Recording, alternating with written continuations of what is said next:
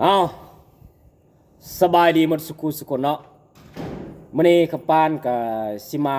สืบสวนเนาะเกี่ยวกับประวัติของเสี่ยวเนาะอดีตเพิ่นหันเป็นโจร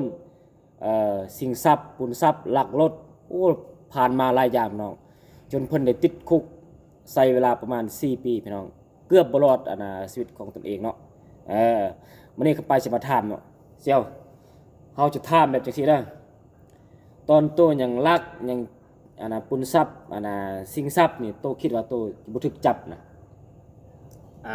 ตัวนี้เนาะถามว่าเคยคิดบ่ก็เคยคิดคันว่าบ่คิดก็สิบ่เฮ็ดย้อนที่ว่าคิดว่าสิบ่ถูกจับจังเฮ็ดเนาะเฮ็ดเทื่อที่1มันก็มีเทื่อที่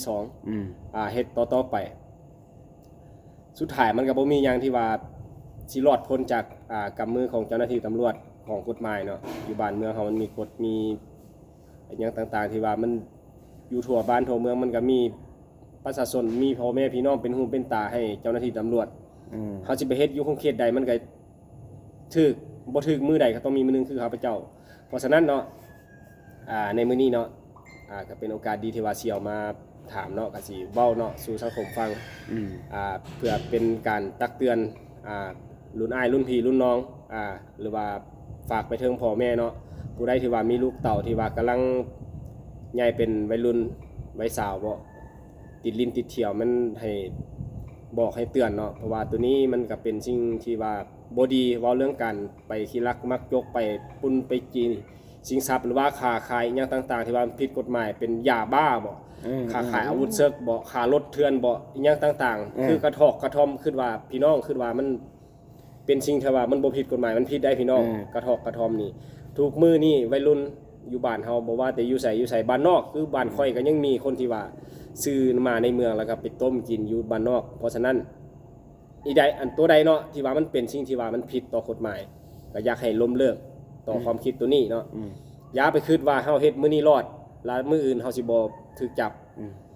คันว่าผู้ใดยังคิดยังดำเนินการมันให้ล้มเลิกซะพี่น้องคันว่าบ่อยากมีจุดจบคือค่อยเนาะค่อยติดคุกอยู่หั่น4 ปีปลายเกือบเอาชีวิตบ่รอดพี่น้องเอ้ยความทุกข์ความทรมานความเจ็บแสบมันอยู่ในหันเบิดอยู่ในคุกแต่ว่าที่เซียวขับปานเนาะเซียวสมนีที่ว่าเพิ่นออกมาเว้าสู่สังคมและสู่คนที่ว่ากำลังเฮ็ดเนาะคนที่ว่ากำลังมีแนวคิดกำลังสิเฮ็ดแล้วคนที่ว่าเฮ็ดแล้วเนาะที่เซียวออกมาเว้าสิอันหนึ่งก็คือเตือนเนาะที่ว่าเพิ่นเคยผ่านมาจุดนี้มาแล้วเพิ่นเคยผ่านมาจุดนี้เนาะอันที่2ที่เพิ่นออกมาเว้าสิล่ะเพิ่นสิอายบ่เพิ่นบ่อายอันนี้เพิ่นว่าลูกผู้ชายใจนักเลงบอกเลยเด้อกล้าเฮ็ดต้องกล้าแสดงเด้อสิบอกให้เนาะที่เพิ่นออกมาเว้าให้แบบเสียหน้าเสียตาตระกูลนี้ต่างๆมันบ่เกี่ยวอันนั้นเป็นสิ่งที่ตัวเองเฮ็ดเป็นกรรมของตัวเองเฮ็ดแม่นแล้วเฮาเฮ็ดเฮาต้องรับมันได้พี่น้องคนที่ว่าบ่ยอมรับตัวเองน่ะบ่ได้กล้าเฮ็ดก็ต้องกล้ารับสิเกิดอีหยังมาก็แล้วแต่เฮาต้องรับให้ได้เด้อจังซี่เนาะ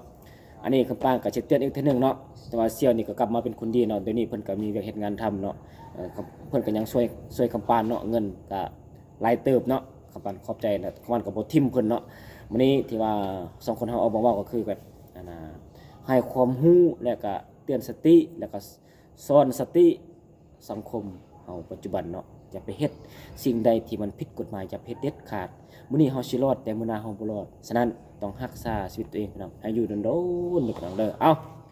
บ๊ายบายสุขคนฝากกดไลค์กดแชร์เด้อ